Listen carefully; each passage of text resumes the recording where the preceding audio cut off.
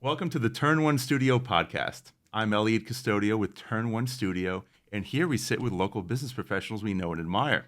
Today's guest, Mike Mannix, co-founder of Unparalleled Performance. Sir, welcome. Eliud, it's such a pleasure to be here. I'm so excited. Thank you for finally having me. It's my pleasure, man. I'm sorry we didn't get to do this sooner. Yeah, it's only teasing. So Unparalleled Performance, let's get into what this is. Sure, absolutely. So Unparalleled Performance, we're a leadership training and development company, but what makes us unique is a few things. Number one, there's lots of leadership training and development companies out there, very, very good. The difference between some of us and the others is we're actually practitioners. Myself and my business partner have built million-dollar, billion-dollar organizations, run them globally. So we know what works, what doesn't work from our mistakes, right? And from our successes as well, too. You know, the other thing that makes us different is we customize everything to the client's needs. And we're focused on also giving people tools to deal with stress, anxiety, and burnout so they can find work-life balance. And that's where our 5 L's program comes in. And that's also our number one best-selling book, The 5 L's, The Gift of a Balanced Life. We were lucky enough to hit 2 bestseller lists, which was unbelievable. Congratulations, that's huge. Did not see that coming. We didn't see that coming. So that's what our program is based around. But the book is really a tool. The trainings, the workshops. I do a lot of keynotes. As you know, I'm on the circuit, so I'm doing a lot of keynote speaking as well, too.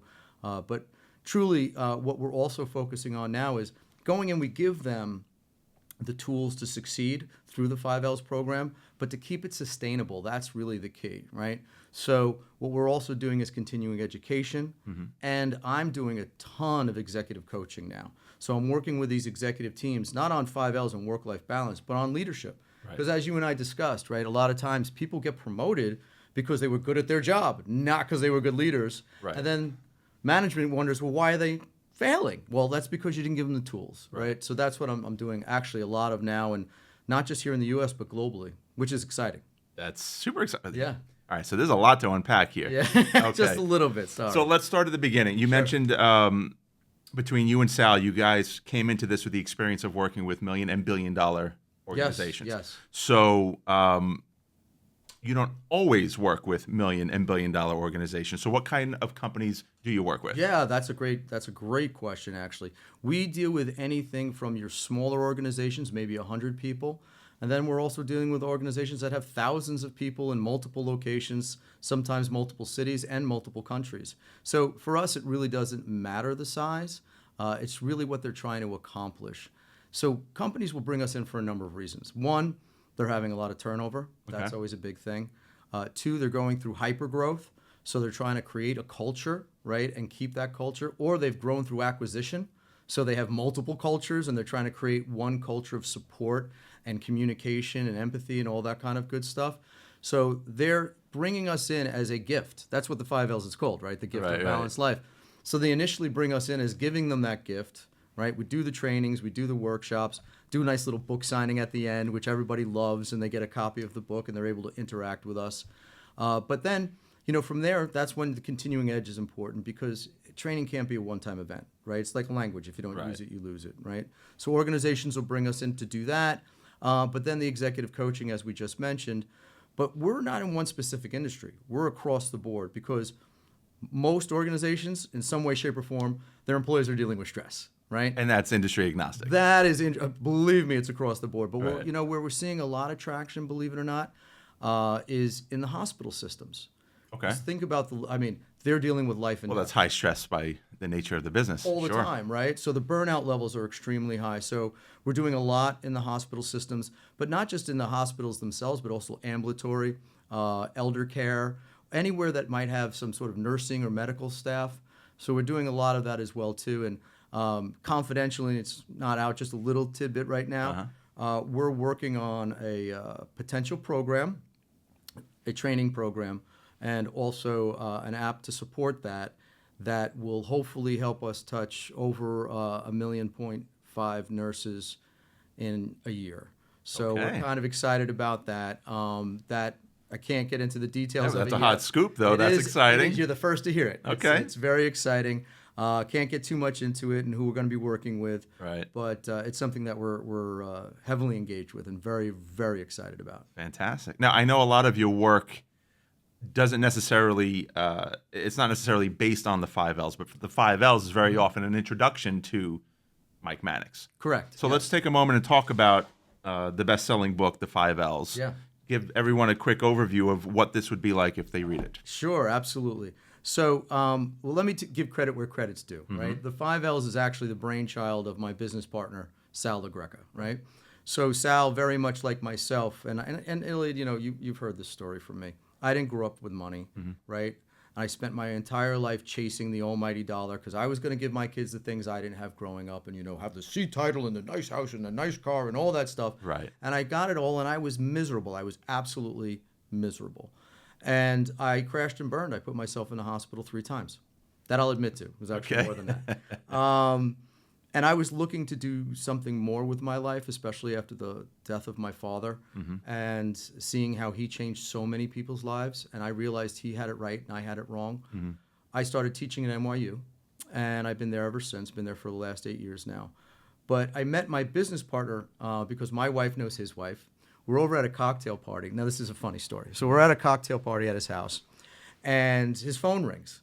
And we're at a beautiful house on the water. Sal was in retirement or starting to go into retirement. Sure. I dragged him out. He blames me. But, you know, overlooking Manhasset Bay, beautiful night. Phone rings, and he goes, "I'm sorry, I would never take it." He was actually on his 3rd startup company. He had retired from his big $2 billion vice chair job he had. And he said, "I would never take this, but this person would never call me. Please just give me a moment." He steps away, comes back not too much later. It's written all over his face. That was like the worst call, right? Okay. And his wife's like, "What's wrong?" And he goes, "Oh, Max just resigned." And she goes, "Well, you know, that's your last L. Leave." And he's like, "All right, thanks, Captain Obvious." And now I'm like, whoa, right? I'm like, what's this last what is L? The last right? L? So he tells me about the 5Ls, which I'll tell your audience about in a second. And I literally start jumping up and down, because I know this could change people's lives. This could make a difference, right? So I know you know me. I'm very low energy. Sleepy all the time. Yeah, exactly, right? So I'm literally jumping up and down because I am a high energy person. And I'm like, dude, you need to write a book. You've got to get this out there. You've got to give people this tool. It could change lives all over the world. And his first response back to me was, "All right, Mike, how much have you had to drink?" And the second was, "Mike, I'll read a book. I won't write one."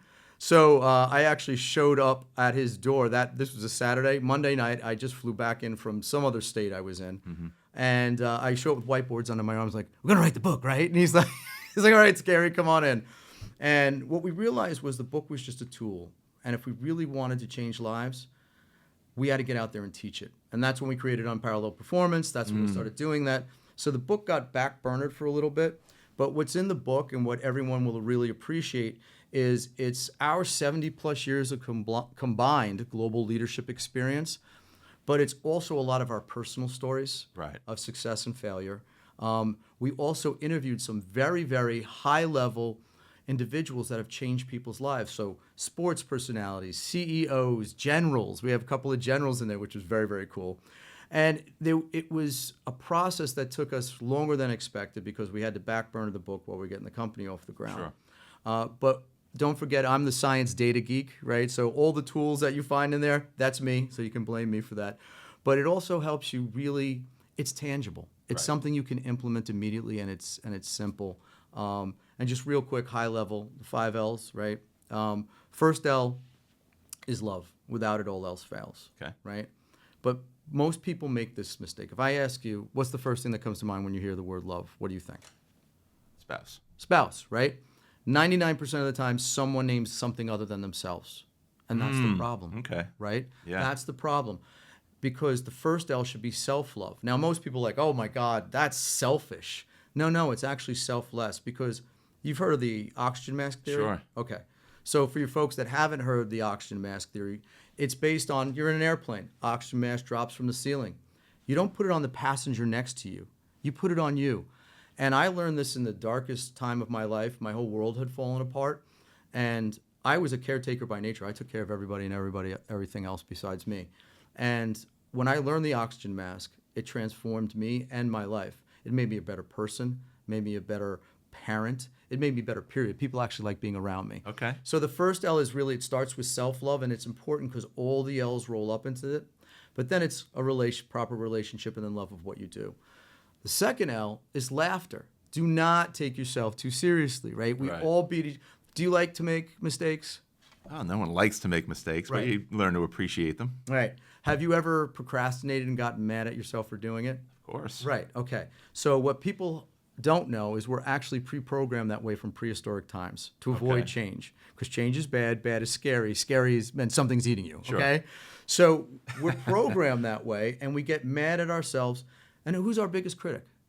Ourselves. It's ourselves. Why is that? Yeah. Life is difficult, right?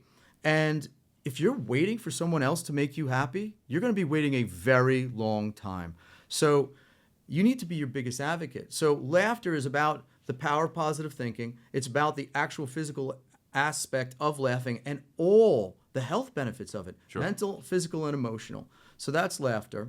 And in the book, and if you go through any of our trainings or any of our seminars, you'll see and hear about all the science and the stuff that goes behind it. That's me, I'm sorry. So labor is actually based on self-development. That's the third L, right? Okay. Everyone hears labor, they go, ugh, my job, right? Right. No, labor. After work. Right, exactly. Labor is about, self-development and working on what your passion and your purpose is. Because we're built to work. We're wired to produce. Mm-hmm. But we need something in our life that gives us passion and purpose. There's actually studies showing now that people that have defined themselves by their job and retire, within 12 months, if they don't have any purpose, they're ending up in the hospital. Some people are even passing away. Right. So that's the scary part. So you need passion and purpose in your life. So you have love, laughter, labor. The fourth L, which everyone always sacrifices first, leisure, right? Okay, sure. So we all walk around with our iPhones, right? So what happens when your iPhone gets down to 20%? What do? You panic? Yeah, you panic. You lose your mind, right? Yeah. Have you never seen people in the airport tethered to the wall, right? They're trying to recharge their phone, or someone in a restaurant somewhere who's got an iPhone charger, right? People lose their mind over it.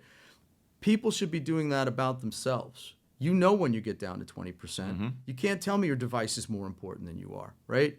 So you need to recharge your batteries. And that's the L that we sacrifice the most. I can't tell you how many people that I run into that say, I don't have time for a vacation. I don't have time for me. Yeah. I'm too important. No one's that important. I think you find it easier to say no to yourself that's exactly than to right. your responsibilities. That's exactly right. And see how it goes back up to self-love, right? That's how it rolls back up to self-love. And the last L, which is by far the hardest for most people, is leave. Okay. And leave is knowing when to adjust the sails and change course and move on. Now, it could be anything. It could be a bad decision that you're hanging on to. It could be something that you're holding on to from the past that's holding you back. It could be a bad relationship. Could be a bad job, right? It really depends. But leave is really more about change management. So we've put a lot of change management tools in there so people can embrace change. Yeah. Because people that we have found, because there's three things you count on in life: death, taxes, and change, right? So it's going to come whether you want it or not. And the people that we found that were the most balanced, the happiest, had the best mental and physical well-being, they embraced change and they saw it as a positive. Right. So the whole thing with the 5 L's is alone they have purpose, but together, like in a balanced fashion in your life, that's when they have true power and they can get you through just about anything. Fantastic. And I've read the book. Yes. And I could say it's enjoyable to read. It's entertaining, but it's also eye-opening because the concepts, you're going to learn something new because we don't intuitively think about this stuff. Right, sure. But when you hear it, it's not the most foreign thing. It's kind of an aha moment. Right. Yeah, I have been sacrificing leisure for myself because of my responsibilities. Yeah. I do not put myself first.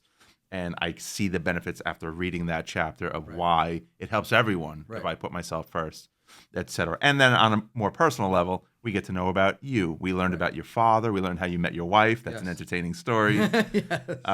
So it's terrific. Yeah. So when you do big seminars. Sure, yes. Right? So when you're doing that, is that based more on the book or is that based on the organization and what their needs are? It's based on the organization and what their needs are. So the 5 L's is the foundation, right? And because we fall under wellness, a lot of organizations and a lot of people may not know this, they're actually able to pay for us by their insurance carrier provided wellness dollars. So a lot of, depending on the size of the organization, depending on their insurance program, they will actually receive dollars every year to utilize on their staff for events and things like this. And how often do they not know that? Most of the time. Most of the time. I had a feeling. Okay. Most of the time, right? So it doesn't even, sometimes we don't even hit the budget, right? It doesn't, so to bring us in and do this. But yeah, so it's based on the 5 L's, but we ask the client, and that's the other thing. Everything that we do is customized to our client's needs. So what would you like us to talk about? Would you like us to talk more about team building or leadership, or what else would you like us to throw in there? But the 5 L's is always that foundational component of it. Very nice. Now, executive coaching. Yes. That's a more one-on-one, one-on small number? Yes. Okay. Yes. Talk a bit about that. Yeah, absolutely. So, what's great about the 5 L's is clients will take us in and they want us to train up their teams, right? But how do you keep that sustainable? Because everybody walks out, they every single time without fail, they walk out of one of our training classes or one of our workshops like, woohoo, this is the best thing ever. But we have a very short memory, right? Right. And people fall back into their old patterns very quickly. So we also have the continuing education that I had mentioned as well too. So you don't lose it, right? Just like a language. If you don't use it, you lose it. But It's a muscle memory exercise, that's right? Exactly Okay. right. Yeah, exactly right. So the other component of it too, though, is if you really want to continue to make this sustainable beyond the continuing ed, is you got to get the leadership reinforcing it on a regular basis. So I'm doing a ton of executive coaching now where I'm working with C-suites or the levels right underneath the C-suite globally. I have clients all over the globe. And these are all one-on-one generally, right? I am sitting in on executive board meetings because I'm helping to sit in and make coaching decisions while I'm there and be able to give the feedback live to the entire team. But a lot of this is one-on-one. And believe it or not, it's really not about the 5 L's. It's about leadership because these poor people were never given any leadership tools. And if they were, it was OJT. It was on the job. They learned it themselves. So I'm able to bring my 3 decades worth of experience, Sal's 4 decades worth of experience. So over combined 70 plus years of global leadership experience. I mean, I've helped take organizations not only nationally, but globally. I've sat on executive boards for many, many years of a global organization. Sal built a global company as well too. He was in 147 countries, thousands of employees, $2.9 billion. So we have a little bit of knowledge in that area. But that's really, to me, as much as I love the trainings and as I love the keynotes, I love the excitement of the audience. It's just, there's nothing better than when someone comes up to you afterwards and like even in tears and says, you just changed my life. You can't put a dollar on it. It's such a great feeling. But I have to tell you, I get more of, but then the person goes on their way. When I'm doing these one-on-one coaching, I'm seeing them develop. And I'm actually able to witness it and be a part of it more. And for me, that's so incredibly fulfilling. I would imagine if you're sitting in one of your events and you're learning about the 5 L's, maybe it's leisure, love. It actually really, really doesn't matter. Someone could say, I get that. Yeah. Right? But they may actually be missing opportunities in their own life to identify where they're not getting it. Right. Where they're not comprehending the connection there. Right. And I could see where the executive coaching, the one-on-one time, helps you to identify that for them, and then you could work on helping them move forward. Absolutely. Absolutely. But the executive coaching is also about how do you keep your employees engaged, right? How are you handling employee issues? How are you handling your own management style? Because here's the thing, a lot of people have a very hard time looking in the mirror and understanding their management style. They might think they're the best manager in the world, and meanwhile their team's like, we hate this guy, right? So, or girl, right? So it really depends on the individual. So every coaching that I'm doing, every single one is different because I'm working on where their areas of development are. Are they generally open to taking that look at themselves inside, taking stock of where they're at? Yes, I have to tell you, I've been very lucky. I've been coaching hundreds and hundreds of people at this point, and everyone comes into it open-minded. Because that's actually my very first session, is I've asked them, do they go through any coaching? And tell me about it. Tell me your experience if you have, and are you open to be coached? Because that's the other thing I say too. Listen, I'm here to help you. So there are times I'm going to be brutally honest with you, but it's coming from a good place. Sure. It's not coming to make you feel bad. It's coming from a place of, I want to help you get to the next level. I want you to be super successful. Because I really do care. You know, people ask me why I do what I do. Someone recently just asked me, they're like, Mike, I don't get it. Why do you do what you do? Because my dad was right. The true measure of success is gauged on the amount of lives you touch and leave for the better. And that's why I'm doing this now. I mean, I was so empty, so hollow. I have never been so fulfilled in my life. I've never been so happy with what I'm doing. I'm probably working way more hours. I'm dealing with a lot of stress. Right. But you're enjoying it. But it's mine. Right. Right. That's the difference. Are you seeing a common thread?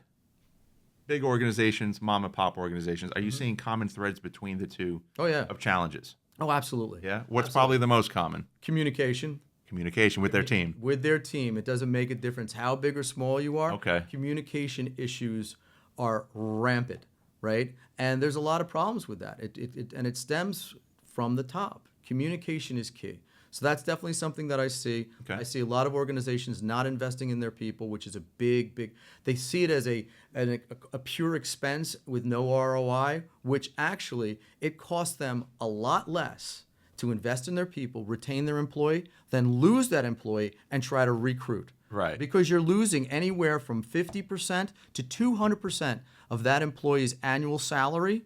Now think about those are big numbers. That's a loss in productivity or the hiring process? That is the loss in productivity and the hiring process and all the time you've invested, all the fringe that you've paid into their benefits. This is money flying out the door. Right, especially at scale with larger organizations. Especially at scale. But think about it. Yes, scale it with a larger organization. But think about it. If you're a 20-person mom and pop. Oh, you feel it and more immediately. You lose Sure. two people. Right there, it's crippling to an organization that Yeah. size. So it's felt at all the different. But those are the common threads. Thank you for asking that question, by the way. That's a really good question. Yeah, this is wonderful. Almost more important than all of this. Yes. What do you like to do for fun? What do I like to do for fun? What are you doing when you're not doing this? You know what, Eliud? Anytime I could be on the water, Water? I'm a water person, beach person. Okay. Love sailing. My dad and I used to sail together. That's right. I remember. And I don't remember. Do you have a boat? I do not have one at the moment. Okay. I've had college tuitions, but looking at getting something actually in the very near future. But love sailing. But I love power boating. Anytime I'm out on the water, that's my fun time. But I have to be honest with you. My me time is exercise and working out. I mean, I had real health issues. I put myself in the hospital. I had 5 ulcers at one point, all at once. Wow. I had heart problems. Now, everything's gone. All of it. Perfect. I mean, I literally was and I go every 6 months because of the issues I've had. My cardiologist is like, Mike, you sound great. Everything is fantastic. My, gastrointestinal, because of all those You pass with ulcers. flying colors. I pass with flying colors. And that's because I'm taking care of myself. I'm eating right. I'm not going to say that I don't like to have an adult beverage or I don't like to eat food that's probably not great for me, but I'm conscious of it. And working out, I like the way it makes me. I hate doing it, but I like the way it makes me feel, and that's my me time. Right. I will not give that up. So I created a morning routine where I wake up. I do not use my phone as my alarm clock because most people do that, and they look at it right away, and you let the world in the first 10 minutes of your day. Okay. I will go the first 45 minutes. I'm worth 45 minutes out of a day. I feel I'm worth it. I'd never thought that in the past. I know that now. So I get up, I work out. I drink a big bottle of water first because that helps if I've had too much me time the night before. I go work out, and then I meditate and I journal. And if I can't do all three, I work out because the health benefits, mental, physical, and emotional health benefits for me, I'm a totally different person after I work out. So that's what makes me happy. But if you had to really ask me, I'd much rather be out sailing or on a boat somewhere. Sure. But you're finding a way to make those things part of your routine so you can enjoy the benefits throughout the day. Absolutely. What time do you typically wake up?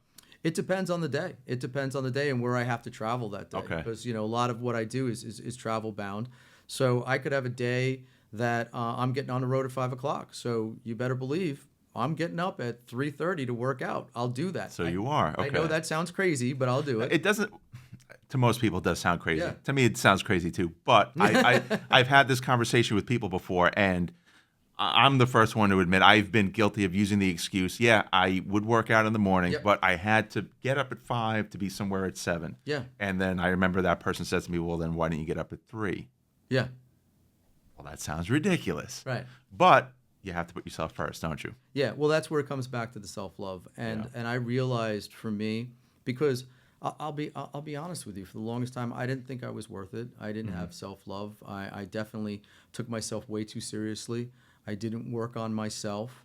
I never took time off. That was crazy. I was way too busy and important, and I didn't know when to leave. I didn't know when to make the change. So when I finally started practicing self-love and taking care of myself, and when I mean that, I don't mean to be a narcissist, right? I'm not going to join an NA meeting and be like, "Hi, I'm Mark, I'm a narcissist." No, I'm talking about focusing on your mental, emotional, and physical well-being.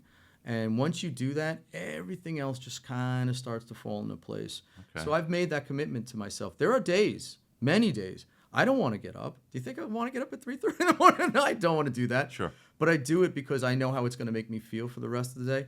Plus, and this is from the heart, I want to be on for these people that I'm helping to change their lives. Right. I want to be on when I'm on stage. I want to be on when I'm in front of a classroom. I want to be on when I'm in front of a group of people. And the only way I'm going to be on is if I get up and I do my routine in the morning. It's the only way. So what I'm hearing a lot of motivation comes from what you mentioned earlier about wanting to make an impact in this world. Yeah. And the significance of that, while it happens to be your job, Yeah. is that you're not doing it because it's your job. Right. It's because you want to make an impact. That's right. And that's the honest to God truth. And I know a lot of people think, oh, yeah, sure, he's just saying that. I'm a happy person. I've run into people that I used to work with who haven't seen me in 10 years, like, oh my God, you look younger. What are you doing? You've lost weight. You look great. You look happy. I'm like, yeah, because I'm fine. It took me 40-something years to figure it out, but figure out what my purpose was. Right. And I'm doing my purpose. This is what I'm here for. Good for you, man. Yeah, thank you. So how can folks get a hold of you? Sure, easy enough. So you can visit our website, which is www.unparalleledperformance.com, or you can email us at info@unparalleledperformance.com. You can pick up a copy of the book anywhere you want. It's on Amazon, Barnes & Noble. It's pretty much anywhere you want to get it. But the book, again, it's just a tool. It's not the training program. It's not what you'll experience in a workshop. Right. It's parts of it, but it's not all of it. But yeah, that's the best way for folks to get a hold of us. Awesome. Yeah. Thanks for coming down. This is wonderful. It's really great, man. Thank you so much for having me here. got This it. was awesome. And I love the new studio. Thank you.